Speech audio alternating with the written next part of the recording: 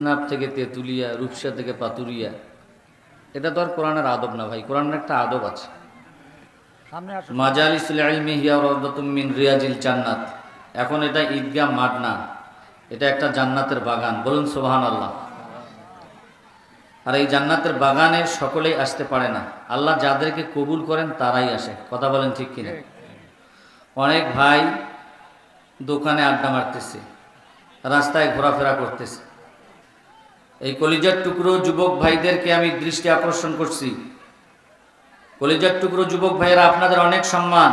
আল্লাহ তাআলা আপনাদেরকে খালিদ বিন ওয়ালিদের ন্যায় কবুল করুন। সকলেই বলছে আল্লাহুম্মা আমিন।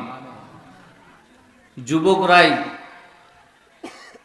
করতে পারে ইসলামের বিজয়, ঠিক কিনা? যুবকদেরকে দিয়ে ইসলাম বিজয়ী হয়েছে।